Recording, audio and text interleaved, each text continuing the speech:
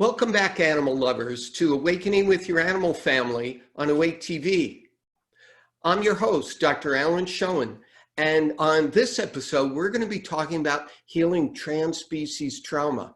This is really appropriate at this time right now where we're dealing with so many crises in the world that my plan was to be talking about something else today, but when our special guest, Ginny Jablonski, contacted me, I went, wow, this is really appropriate for right now. And Ginny contacted me based on a previous episode of my show that she watched on the Heart Math and how Heart Math Institute and how Heart Math is involved in working with animals.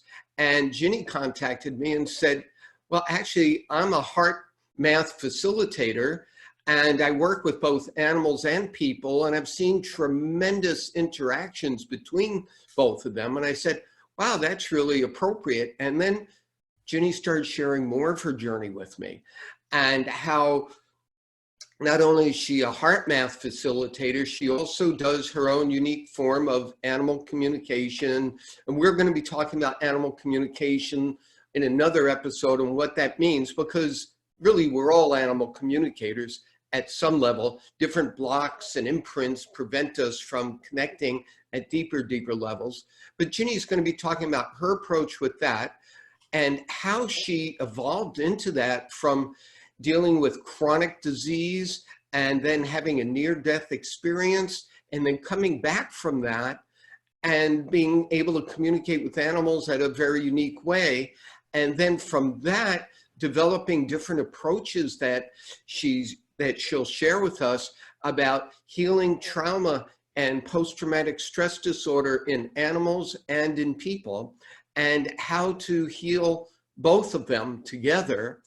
And again, with everything that's going on the planet right now, I just felt like, okay, I'm going to shift my plans, be spontaneous, and have Ginny on. So I'd like to welcome you, Ginny Jablonski, to Awakening with Your Animal Family.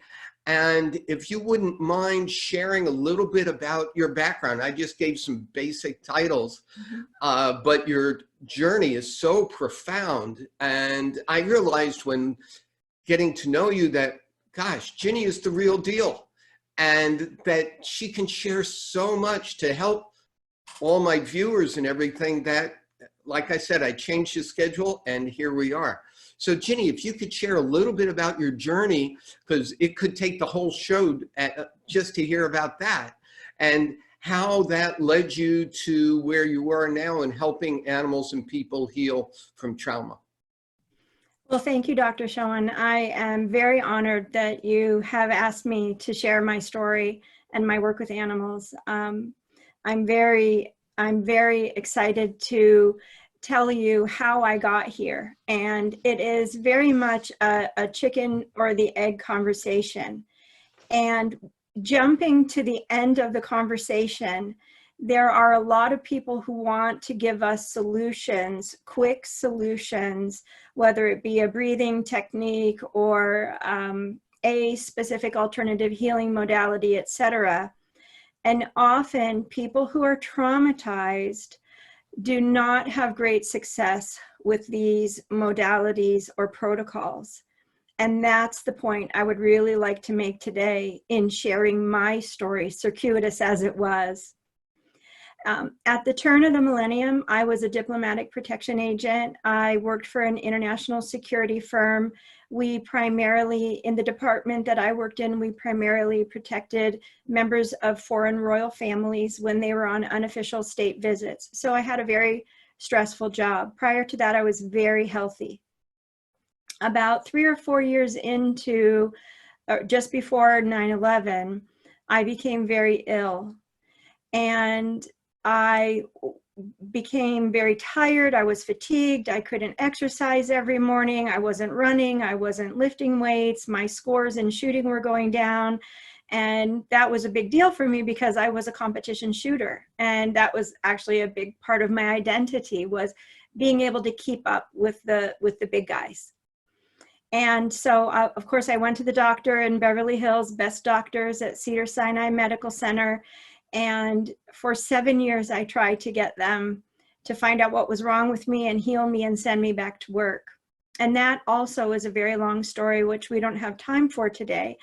But I will say briefly that from the very first doctor's appointment, they handed me a prescription for opioids.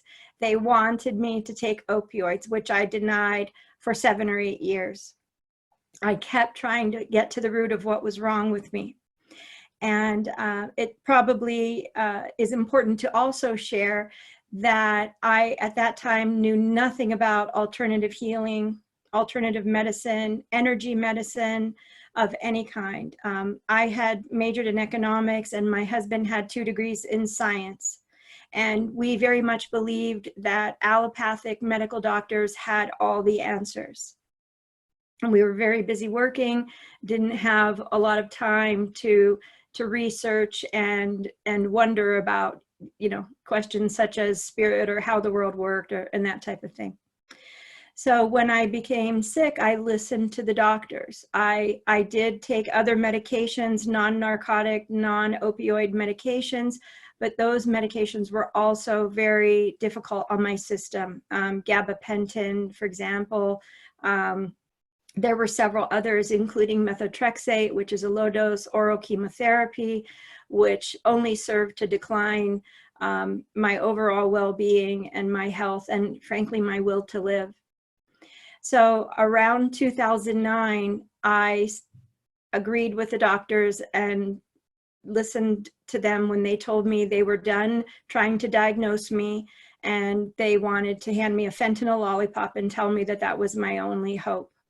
And I listened to them, and I took the fentanyl lollipop home. And in my husband's infinite wisdom, he jumped on the FDA website on the internet and said, "Ginny, you realize if you take this medication, your brain can forget to tell your lungs to breathe," with no idea that he was portending the future in that moment. And when he said that, I just collapsed onto the floor in tears. And I said, "I am in so much pain, I have no choice." And the pain itself, we all know, causes trauma. And when you are in excruciating pain for a long period of time, you begin to compound the symptoms of trauma. And of course, this was not the only trauma I had experienced in my life. There is a lot that can be known about me on my website, videos, 8 or 10 different interviews I've done that are lengthy 1 or 2 hour interviews where I go into great detail talking about my life, and that's there for anybody to look at if they're interested. So I started taking the opioids, and in 4 years, I had a near-death experience. My brain forgot to tell my lungs to breathe. And in that near-death experience, horses and donkeys were there to encourage me to return and to remind me that I had something important that I had to do, although I had no conscious memory of what that might be. I previously had rescued and rehabbed horses, off-the-track thoroughbreds, performance horses, etc.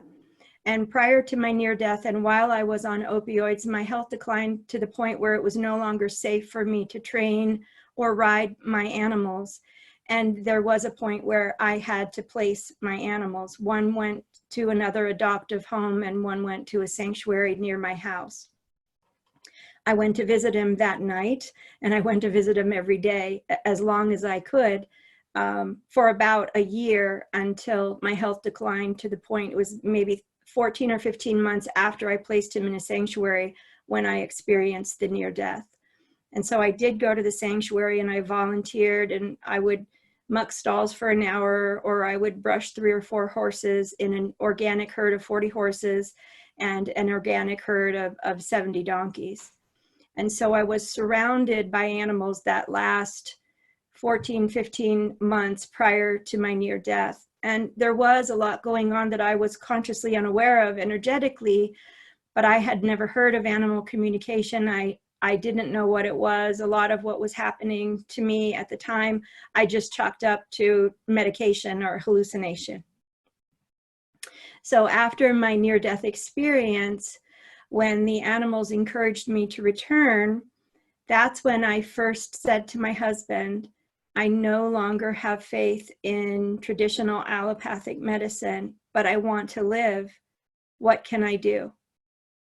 And it's very interesting because at that time when I said, I want to live, Dr. Schoen, there really was no logical reason.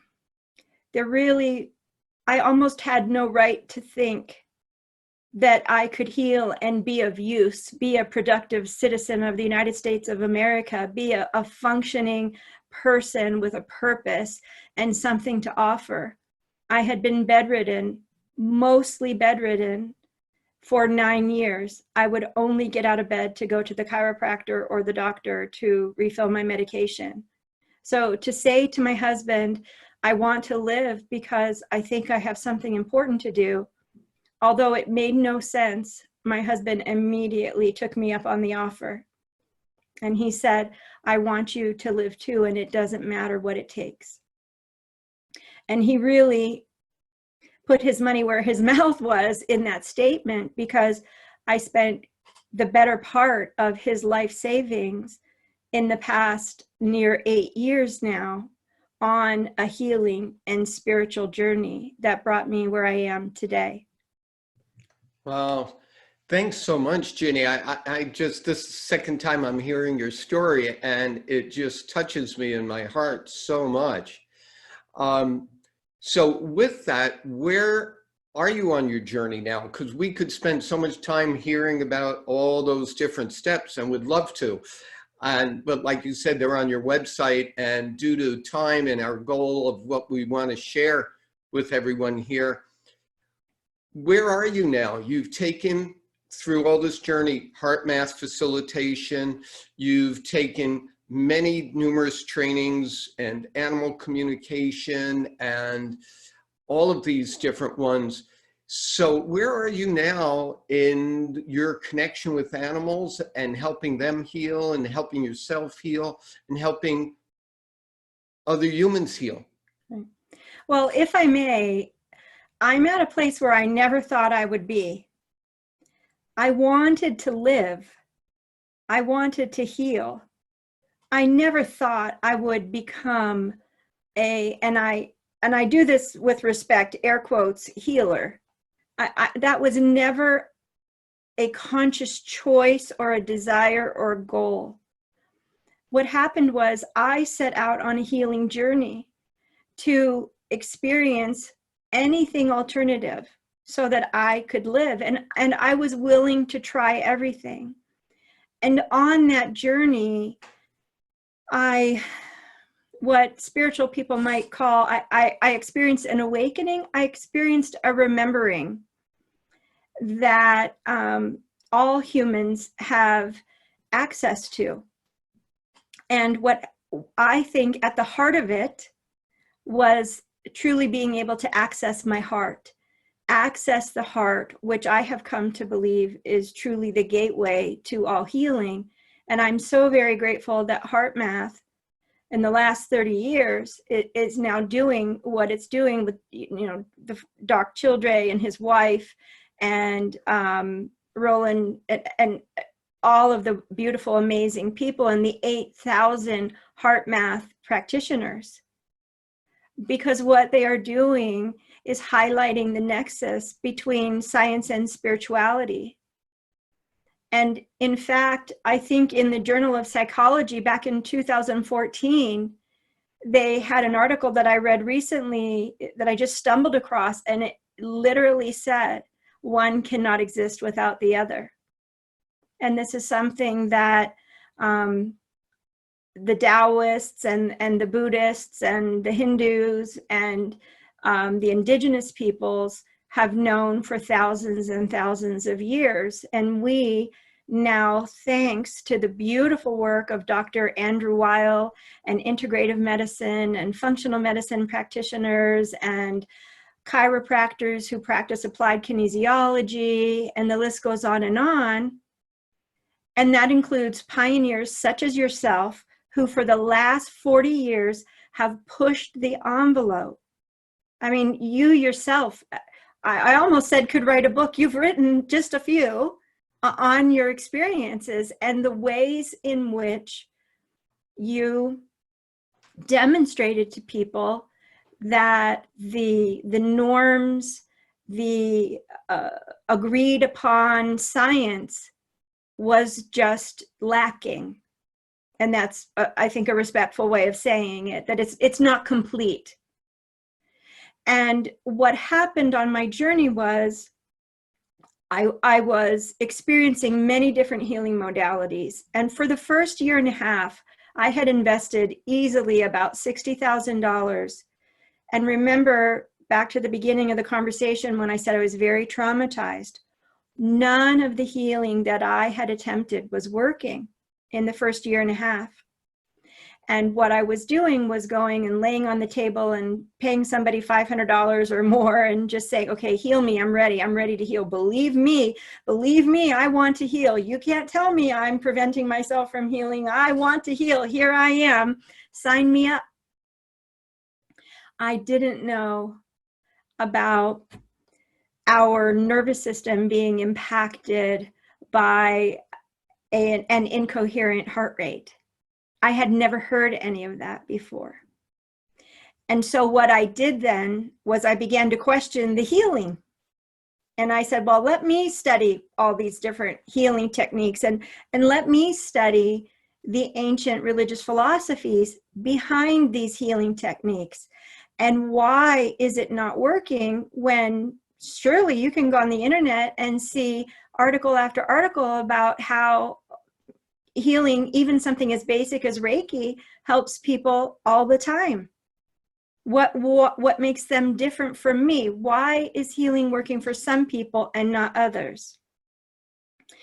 And when I dove in, I got the full body experience. I've studied, traveled, learned, interned more than 16,000 hours, traveled around the world. And the pivotal experience for me, the pivotal moment for me, was in late 2014, early 2015, I can't remember the exact date, when I went to Australia and I worked with an Aboriginal woman. And again, I refer back to my website. There are a number of books on my website that people can use that I have found that clearly articulate trauma and how people experience trauma and how people can heal from trauma. And the books range from Rupert Sheldrake to Dr. Bruce Lipton to Dr. Norm Shealy to, and the list goes on and on and on, to Paramahansa Yogananda and Sri Aurobindo. There are a number of beautiful references on my website if people are interested in learning or reading about any of these things I've experienced. So in having the healing not work, that made me take a deeper dive. Why is it not working for me? Is it the healer or is it the healee? Is the healer doing something wrong or is it me? And the interesting thing is that since my near-death experience, I could see energy. And the reason I knew it wasn't working, it wasn't just that I was healing in subtle ways and it wasn't very obvious. It was that I saw the energy in me when the energy practitioner would move the energy. And when I got back to my car, the energy was still there. The energy either moved around a little bit, it felt really good, you know, oh yeah, energy's moving, but it never really went anywhere. Or if it did, it came back. And on that journey, the healers, incredible, amazing healers from across the world, said to me, you know, you're a healer, you're meant to be doing this work. And I said, oh, no. Let me say to you, I am not a healer. I would not want somebody to pay me. You know, I'm traumatized. I've been bedridden for 9 years. I need to get my house in order. And what I found is that a lot of people don't do that. A lot of people don't heal the self first. And that is one of the most important things that I share on my journey with my clients, is I share that it's so very important for us to heal ourselves first before we try to go out and heal the world or other people or animals, etc. because there are a number of things that can happen that are not optimum, shall we say. They're not necessarily harmful, but certainly not optimum for both the person doing the healing as well as the person being healed. Oh, Ginny, thank you so much for that. I mean, that right there to me is the key actually of why I wanted to have you on the show, because so often I find there are people that have different labels, and my own experience from my own history and family history of trauma, I'm aware if we don't work on ourselves and heal ourselves, we may be doing some great modalities, whatever they are, but they still come through our own filters. They come through the filter that has imprints, wounds, energetic blocks from our own wounds. And until we really, really work on those, we can't be as full benefit as we'd love to be to others. And what I've found is that so many people think, oh, I took this workshop, I took this course, now I'm a healer, I can charge this much and I have this certification and everything. But until we heal our heart and we heal that, and that's what I love about HeartMath is they're going to one of the keys here is healing our hearts. And that's what's connected you and I here was through HeartMath, and now sharing it with the audience. So if you could share a little bit more about that, how you feel your approach of healing ourselves first with PTSD, with traumatic wounds, whether we see it in abused animals or abused people or just traumatized. You know, I almost don't even resonate with words, with many of these words. I look at them more as imprints, okay? Because that doesn't have as much of a connotation. We have these imprints on our hearts, on our electromagnetic fields, on our spirit, our soul, whatever label we want to put on it. But there are these energetic blocks. And once we clear those imprints, those energetic blocks, then we can be, I don't want to say the healer because we're just helping other people heal themselves. We can be the facilitator that helps support someone else's healing. So if you could share a little bit about how you do that, and you know, like now that we've seen where you've come from, give us an example of your approach of healing people so that they can be better healers in animal sanctuaries and wherever they are, and just being in their home with if they have a rescue dog, a rescue cat, a rescue horse, a rescue whatever, who's rescuing whom, and how to rescue ourselves. Right, you're absolutely correct, Dr. Schoen, and that has been the true gift of my journey.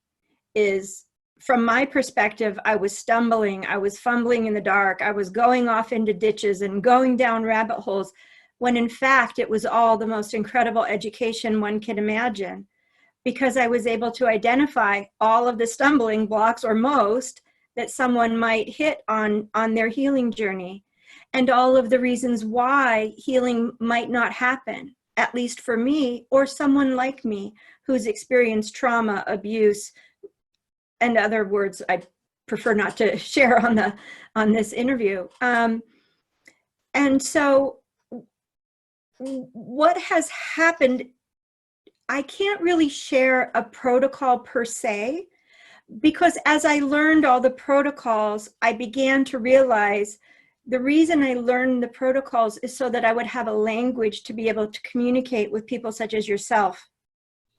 That when I work with people, it is more an intuitive sense of knowing through what quantum physics scientists call the unified field, what Rupert Sheldrake calls the morphogenetic field, resonance, morphic resonance. And what I have found is very much that I attract people to me, clients to me, animals to me who have suffered similar trauma or who can benefit from learning what I learned on my journey.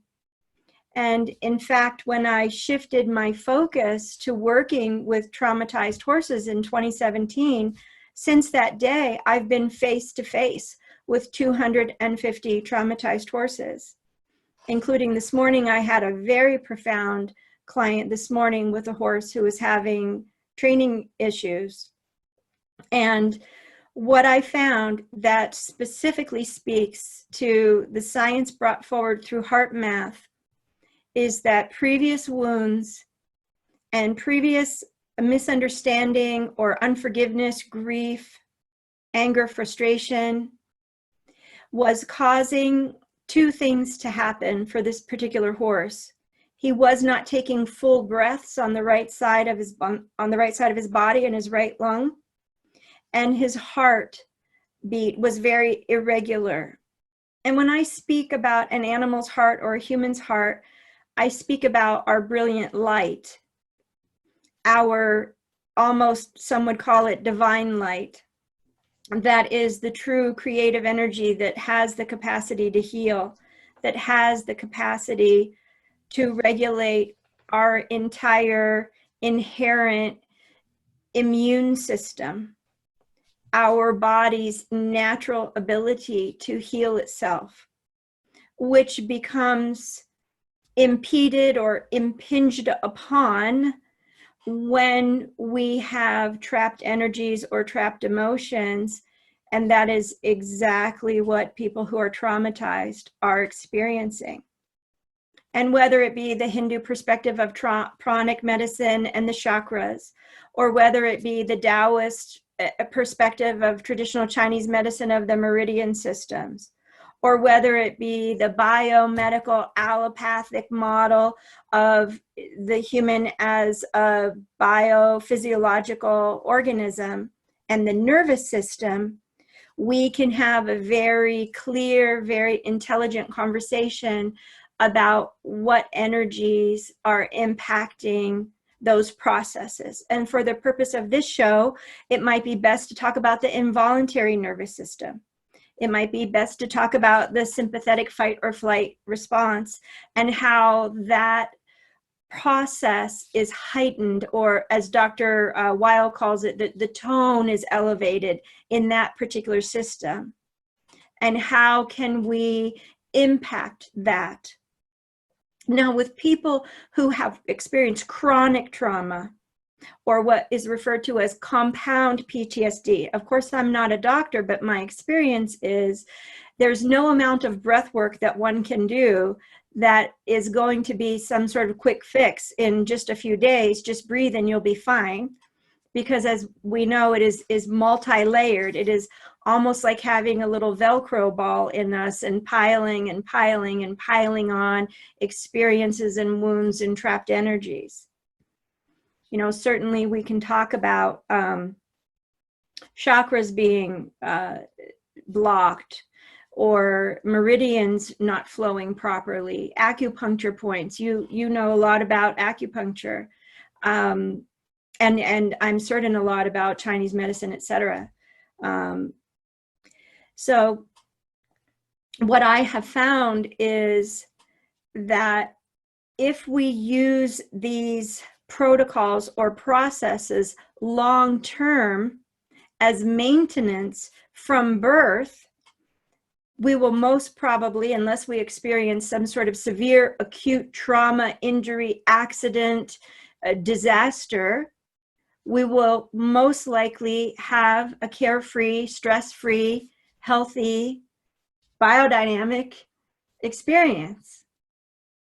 But when we are born into a society that puts no importance on the psycho-spiritual aspect and the social aspect of family and community, we are much more likely to experience dis-ease and imbalance, which affects us in in multiple ways, organs, glands, etc. In Chinese medicine, as you know very well, each of the organs is associated with a specific emotion or feeling, etc. And there's a lot of talk today about, in Chinese medicine specifically, about the gut. And we now know that there is a new department in medicine known as neurogastro, I can't say the word. Neurogastroenterology. Gastroenterology, thank you. As I said, I'm not a doctor. And also the neurocardiology that HeartMath talks about. I was just going to share that. But from a traditional Chinese medicine perspective, for 4,000, 5,000 years, they've talked about the gut, which they perceive as the spleen and the stomach and the intestines, as being the first brain. And we now know from neurogastroenterology that there are over more than 100 million neurons, which means there is a network of nerve ganglion. And these nerves, in my experience, accumulate the traumatic experiences from pre-birth through childhood up until we're about 7 or 8 years old. And this is why we see so many people with digestive issues, celiac disease, IBS, and those types of things from an energetic perspective.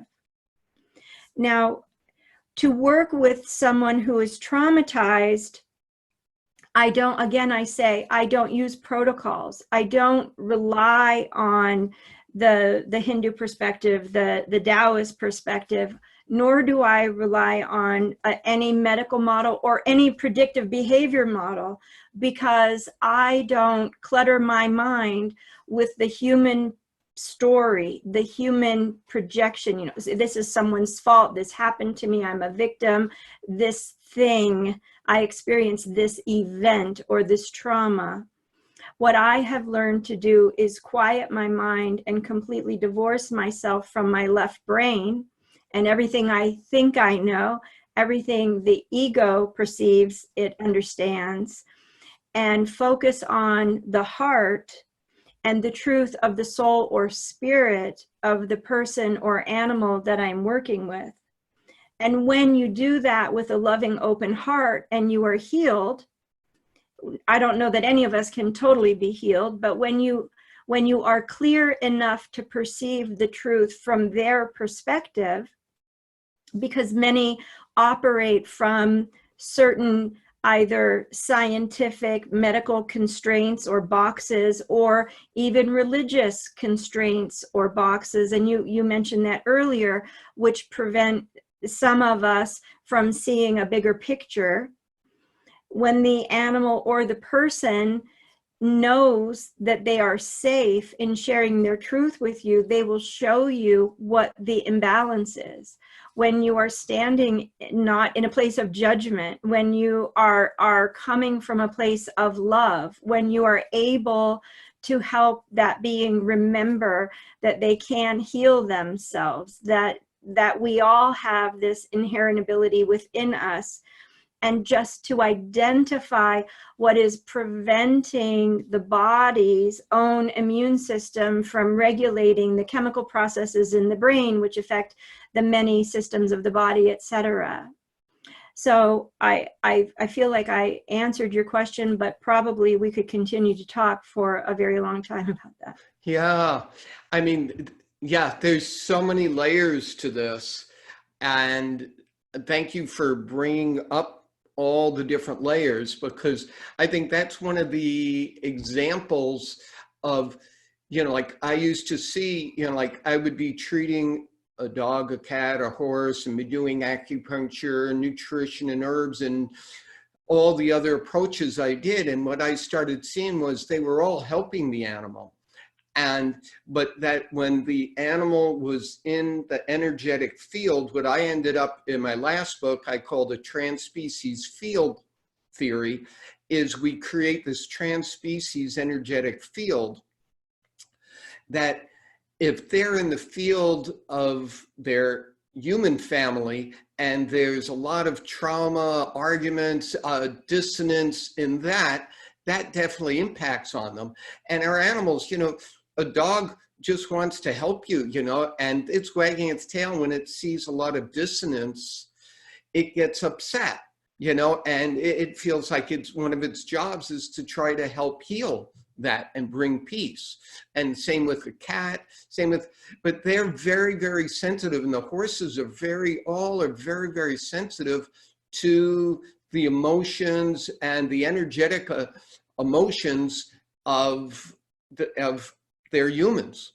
Yes. And so until, there were cases where I said, boy, I'm helping relieving the pain, but the physical pain, but there's so much else going on.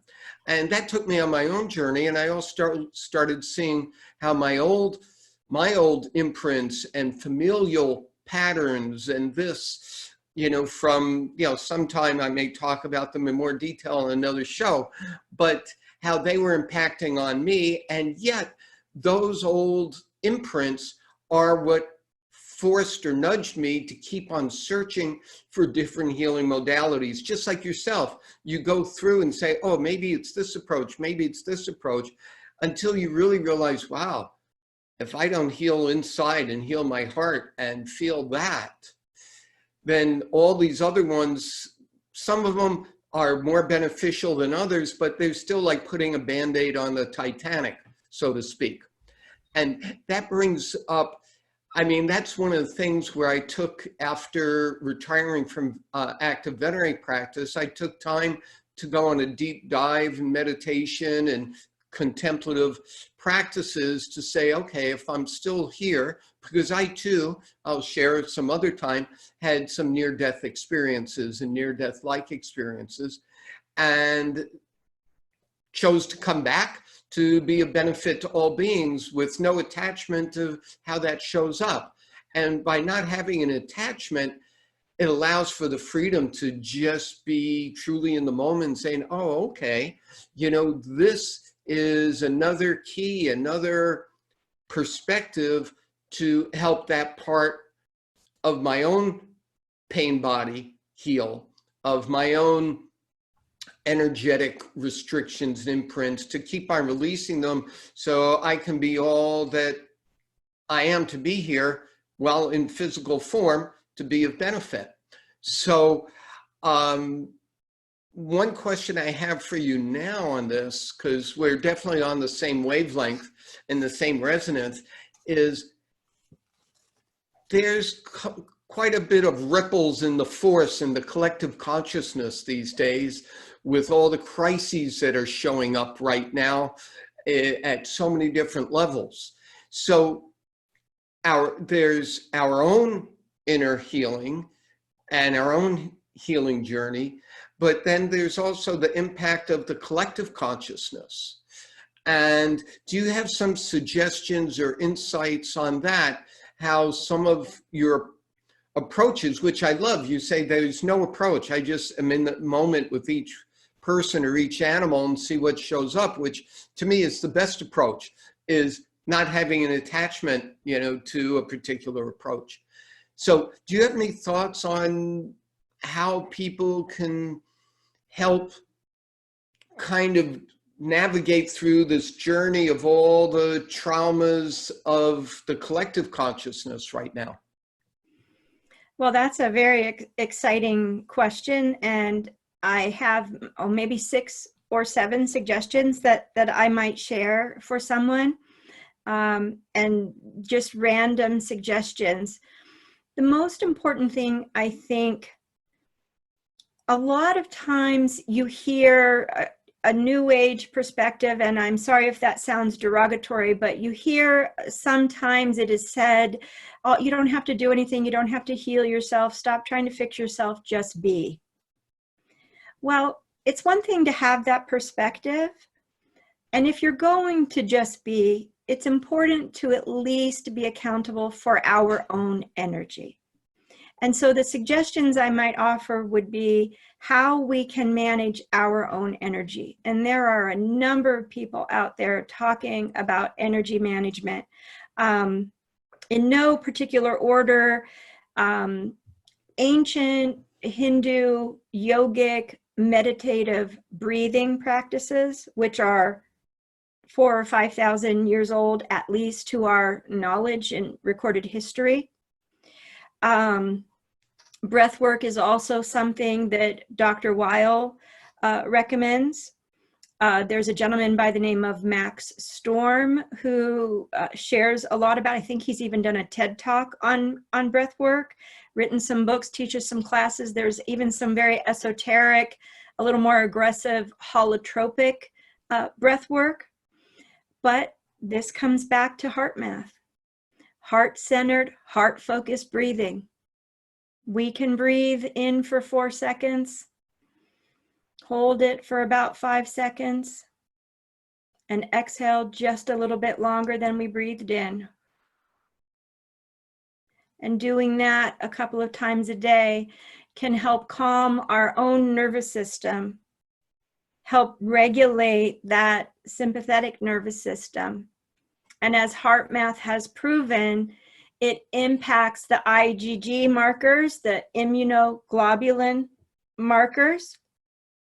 There are also heart math studies on equine specific animals, so horses, where they studied stress level, and if a horse was taken out, tacked up, and ridden 2 or 3 or 4 times a day, as opposed to just 1 time a day, did the lactic acid elevate in the body, and the neutrophils and leukocytes, etc., those white blood cells, were the ratio of those blood cells affected by stress. So bringing it back to heart math and focusing on the breath. We can go on YouTube, Google, meditative breath work. It doesn't matter. I'm not promoting any particular kind or anybody that says they've marketed some new breathing technique. There's been breathing techniques for 5,000 years. I don't think anybody's going to really come up with a new breathing technique. I mean, the ancient Egyptians talked about this, as well as the Hindus, etc. And this is why Paramahansa Yogananda came to the United States to talk about bridging science and spirituality and teach meditation in his self-realization fellowship, etc. Something else we can do is a salt float, a sensory deprivation chamber. Salt float is basically 8 or 9 inches of water and 1,000 pounds of magnesium sulfate, 1,000 pounds of minerals from the earth to transmute distorted energies. Now, scientifically, they can't make that claim, but I'm not burdened by a degree in science, and I have nothing to lose by saying that. And it is said in energy circles that doing a salt float is really the equivalent of doing hundreds of energy healing sessions, because that magnesium sulfate helps to transmute those lower vibratory frequencies. And I actually have a client who was in her 20s, mid-20s, and she had suffered anxiety her whole life, could not remember a time when she didn't experience anxiety. And I said, Spirit's telling me to tell you salt float, salt float, salt float. And on her 7th salt float, she hasn't experienced anxiety again for 3 years. For 3 years. So as healing as the breath can be, so can the earth, so can water, so can magnesium sulfate. There are also other scientific principles behind a salt float, a sensory deprivation tank, and the earth, and the state of the brain waves of the brain, etc. And people can look into that if they like. Another thing we can do to manage our own energy is vibratory healing, sound healing. Listen to music that makes you feel happy and uplifting. Listen to maybe some solfeggio tones on YouTube, maybe some channeled music by, there are 4 or 5 names that come to mind of people who, there's a Native American man who plays 2 flutes. There are people who have channeled the most beautiful guitar music, piano, flute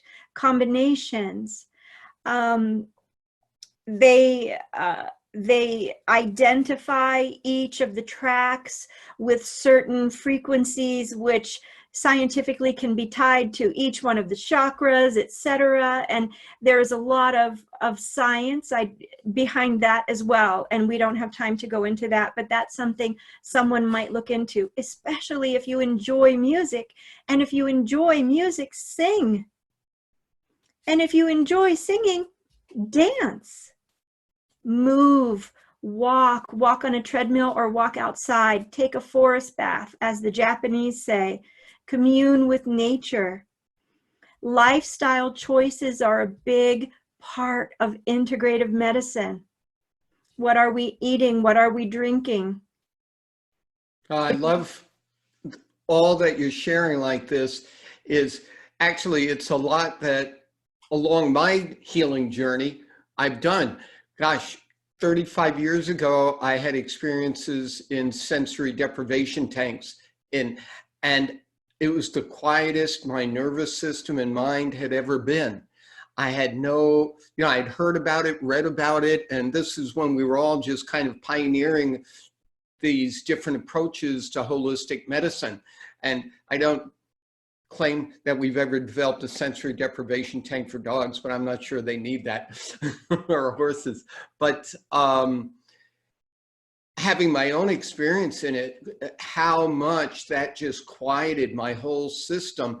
Gosh, when I came out, I didn't want to be around anything except the sounds of nature.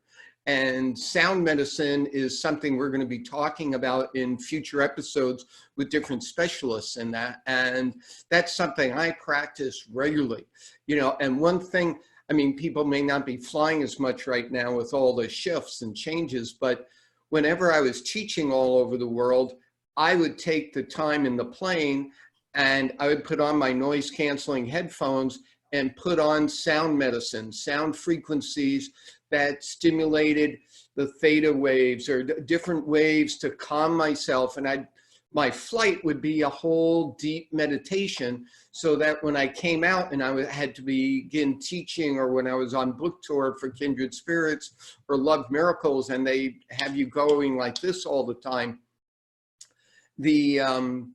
my flight was an active meditation. And integrating all of that, and I'm blessed now. I've made choices to live on an island where my friends have organic farms, and they deliver, you just check off what you want and they deliver organic food to you that's grown biodynamically. And I can feel, when I feel, the more we stop getting outer distractions, because one of the things I shared earlier is, and one of the goals of this show is, what I found is that the more we fill our life with outer distractions, the harder it is to go within. And we keep on filling our life with distractions until we die, unless we wake up.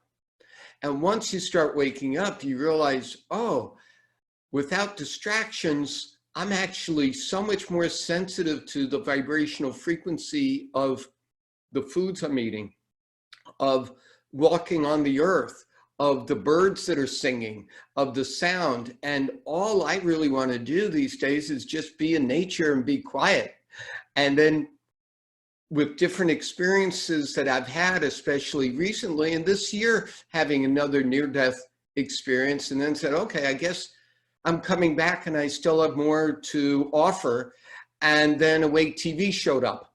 And I said, oh, I guess, okay, this is a way to share from my journey how things that I've found that helped heal me and helped heal animals under my care. And that's why it was a joy when we met. And I'm so grateful you introduced yourself and contacted me, that you're sharing all similar approaches, or ones that I've found to be beneficial along my journey. So these are things that everyone watching this can learn as we're dealing with the current crises that are showing up. Take time, walk in nature, be with your animals, just feel connect with heart math and the heart resonance with your dog, your cat, your horse, and just be in that and feel how healing that is. Find the right sound medicine. There's so much out there, like you said, on YouTube, and you have to be discerning. Some of the stuff, the quality isn't there, the intention isn't there. Right. There's, as I keep on saying over and over again through the episodes, is we have to use discernment, as there is so much out there. And we have to see what resonates with us. And what resonates, I like to use the word resonate because it resonates with our heart and how we feel. And if have a dissonant heart, something might resonate with that, but it's not the healthiest. And it's going back to creating a resonant heart and resonant with nature and with quiet and with solitude. And then out of that, you start being able to recognize what resonates with you and what doesn't resonate with you. And that can be your own personal guide. So if that's where what your suggestions are, if you have more, but thank you for those. Yes, and you mentioned contemplative practices. And so you'll note that I didn't yet mention yoga or meditation or hypnosis. And that's because I want to give a disclaimer to all of us out there who are traumatized. It's very, very difficult if you're traumatized to quiet your mind. It's difficult to go and sit and truly do yoga in the way yoga was meant to be. It's even more difficult to meditate. And it is even more difficult to lie still and to be told to breathe for a count of 4 and hold it for a count of 7 and exhale for a count of 8. To have some external force try to manipulate your breath when you are traumatized can be painful, can be agitating at best, and at worst, it can also almost throw you into a panic attack. I know I've experienced all of that. Wow. So I'd like to suggest, I'm sorry? No, go ahead. Yeah. Yeah, no, that's very powerful insight. Yeah. I would like to suggest those things. A relaxing style of yoga, not, what is the yoga now where you sweat? I forget what that's called. Hot yoga. Right. And not Kundalini yoga, not something that's very, very active, more like a hatha type yoga, or something for, more the geriatric set where you're just gently stretching or relaxing and breathing.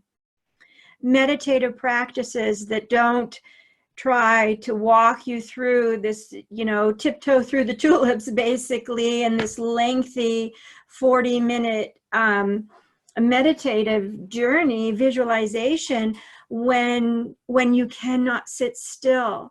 Don't try those things, because I tried those things and I was labeled a failure by myself and others. Just let me help you, they said. Just lie there. Just be still. Just let me help you. They didn't understand. They didn't understand that every organ and every gland of my body was so impacted by negativity, by hurt, by unforgiveness, by fear, by doubt, that every one of my organs vibrated at such a low frequency that I could barely sit still. And there have been... Yeah, thank you for sharing all of that. I'm just realizing, gosh, we're starting to get close to the end. And with that, you were sharing with me when we were talking, getting to know each other more, that a prayer of forgiveness. And I said, oh, that would be a wonderful thing to complete this, because in the few minutes that we have left, if you could guide us through that forgiveness prayer that you shared, and then if you have any other suggestions for animal lovers and how they can contact you, if they resonate with your message here, how they can connect with you more. I would love to. The forgiveness prayer that I have written is very similar to Hawaiian prayers. People might be very familiar with the Ho'oponopono prayer.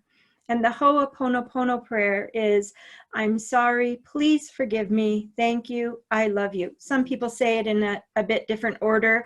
I say I love you at the end because I feel that sometimes people cannot accept our love or a demonstration of love until we apologize for what they perceive we need forgiveness for. In other words, I'm sorry, please forgive me. Some people are in unforgiveness of us. And so we can say, I love you all day long, but they don't necessarily feel it. They don't receive it. And so I feel that it's more powerful to apologize and ask for forgiveness first, even though in the grand scheme of things, none of us should ever need forgiveness from anyone. Maybe most of all, we need to forgive ourselves for a lot of misunderstanding. But while we live in this world and while we live in the society that we live in, we can do our very best to at least send out these loving intentions, request forgiveness, and offer forgiveness. And I found on my journey that I needed to forgive a lot, or at least I thought I did, because a lot in truth had been done to me, just as a lot in truth has been done to many people. Now, as we grow up and we take responsibility for our own behavior, we begin to see that that doesn't work for us anymore. We can't keep being a victim and blame it on our parents or blame it on our boyfriend or blame it on someone's death, etc. And so irrespective of the broader conversation and the broader implication, this is I have found very, very helpful and very profound for my clients. And that is, and I forgive everyone for everything, unconditionally, no matter what, including myself. Love is the answer. And I get to the including myself part with some people, and I hear their soul say, boy, that's a hard one.